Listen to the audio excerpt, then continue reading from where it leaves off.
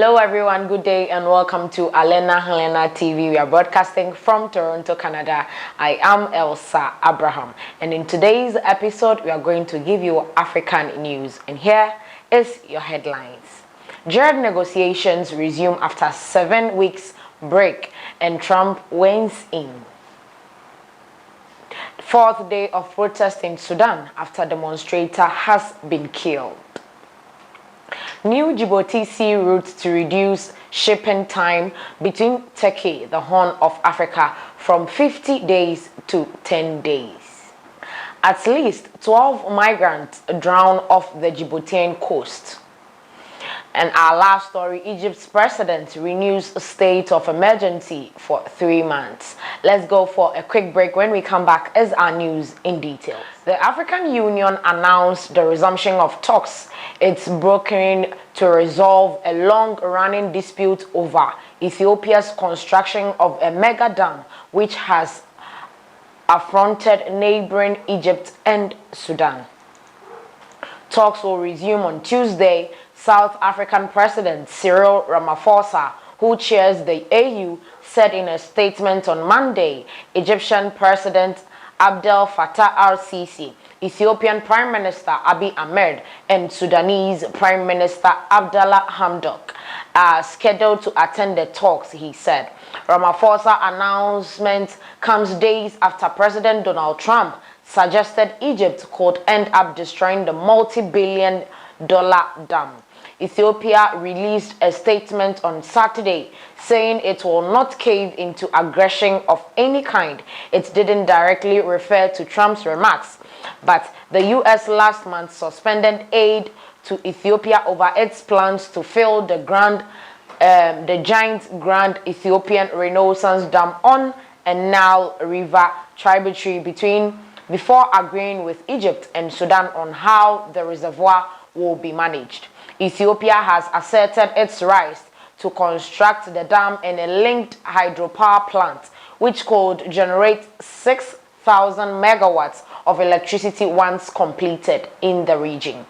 Egypt, which depends on the Nile for most of its freshwater needs, is opposed to any development that could impact the flow downstream, a position echoed by Sudan. The tributary negotiations on the Grand Ethiopian Renaissance Dam, the JERD, will resume the talks on Tuesday, 27th October 2020, following a 7-week break. Resumption of the talks follows extensive consultations with the heads of state of the JERD negotiation parties, which include the President of Egypt, Abdel Fattah al-Sisi, Ethiopian Prime Minister Abiy Ahmed, and Sudanese Prime Minister Abdallah Hamdok. President Cyril Ramaphosa has welcomed the commitment by the parties to pursue negotiations guided by the spirit of cooperation, goodwill, and compromise, with a view of reaching a mutually acceptable agreement. The resumption of the trilateral negotiations on the dam under the auspices of the African Union is indicated of the strong political will and commitment by the leadership of the three parties involved in the negotiation to the peaceful and amicable resolution of the JERD matter. It is a reaffirmation of the confidence that the parties have in an African-led negotiations process, in line with the Pan-African maxim of African solutions to African problem, one of the cornerstones of the African Union, said President Ramaphosa. In this regard, he reassured the three negotiation parties of the African Union on remitting support and cooperation, and expressed his utmost confidence that the parties will reach agreement on the remaining issues, including those related to the technical and legal aspects of the negotiations. Without any doubt, the successful conclusion of the JERD negotiation will enhance and accelerate regional integration while boosting cooperation and sustainable development in the region for the benefit of Africa as a whole, President Ramaphosa said. Now moving on to our second story for today. 4th day of protest in Sudan after demonstrator was killed. Protests continued for the 4th consecutive day in the Sudanese capital, Khartoum, yesterday after a protester was killed last week. In a statement released on Wednesday, the Central Committee of Sudan Doctors announced the killing of Mohamed Abdul Majid and the wounding of 14 others during a demonstration being held to reform the path of the revolution. The sit-in will continue until there is a retribution for the matter and the dismissal of the military officers who issued the orders to shoot them, protester Othman Abdallah said. The Resistance Committee of the Khartoum North suburb of the Al-Jarif Sac, where the deceased lived, demanded the dismissal of the Eastern Nile police director and for the names of those who opened fire on Abdul Majid and their commander to be revealed. Eyewitnesses reported that the protesters continued to close Al-Menshaye Bridge, which leads to the city center, for the north consecutive day, calling for their demands to be met. Authorities announced on Thursday that they had launched an investigation into the killing. Political parties in Sudan condemned in separate statements what they described as the use of excessive violence by regular forces and shadow security brigades against peaceful demonstrators and demanded an immediate investigation. Moving on to our next story for today. In Djibouti, new Djibouti sea route to reduce shipping time between Turkey, the Horn of Africa, from 50 days to 10 days. The first container ship of the Djibouti Shipping Company, which will exclusively operate between Turkey, Djibouti and Somalia, was launched during a ceremony on Friday. The new sea route will reduce shipping time from 35 to 50 days to just 9 and 10 days. Djibouti's ambassador to Turkey, Aden Hossein Abdilhali, stated, "This new logistics initiative, which enables to deliver goods in 9 to 10 days instead of 35 to 50 days, is a game changer that will increase the trade volume between Turkey and the Horn of Africa," he said, saying that it will substantially increase financial cooperation. The ambassador stated, "The new shipping line established by the Djibouti Shipping Company will operate exclusively between Turkey and the Horn of Africa with 2 container ships with a capacity of 11,000 tons and 20,000 tons respectively." The ambassador pointed out that this represents a huge opportunity in reducing transportation time and saves on cost. Reiterating that around 90% of the world's imports and exports are transported by sea, the ambassador stated that the high cost of sea transportation is a real challenge for Africa. It creates logistical costs, damaging African producers and disrupting supply chains, and plays a role in the purchasing power of the African consumer, he elaborated. The ambassador further stated that the trade volume between Turkey and Africa was constantly increasing. Though we came a long way until today, it is not enough, he stated. While the trade volume between Turkey and the Horn of Africa, namely Djibouti, Ethiopia, and Somalia, totaled to an amount of 518.24 million US dollars in 2015, it reached an amount of 846.46 million US dollars in 2019. As transportation is an essential parameter to improve commercial and economic relations, we are convinced that with the new route and the commitment of our both governments and private sectors, we will reach an amount of 1.5 billion US dollars by the end of 2021, he stated. Speaking to the Daily Sabbath, Abdahali pointed out that the first container ship began to operate 2.5 months ago, while a second was added.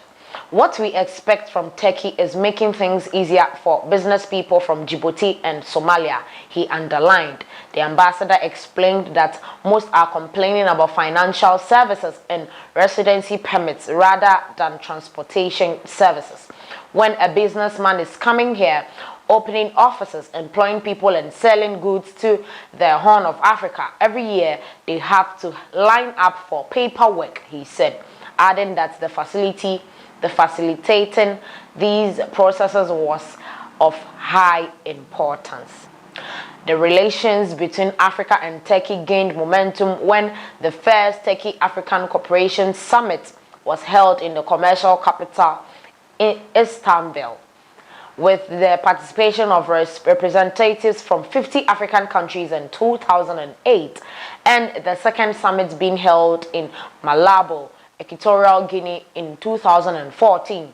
Turkey has 42 Turkish embassies in African countries. Moving on to our next story for the day. At least 12 migrants drowned off Djibouti's coast, IOM says. At least 12 migrants drowned off the coast of Djibouti after they were thrown off a boat by smugglers, the UN International Organization for Migration, the IOM, has reported. The agency also reports that other migrants are still missing. The IOM said the recovered bodies had been washed up on the coast near Obok and were buried by its staff. The victims were part of a group of about 50 Ethiopians, including women, on a boat returning from Yemen when the violence began.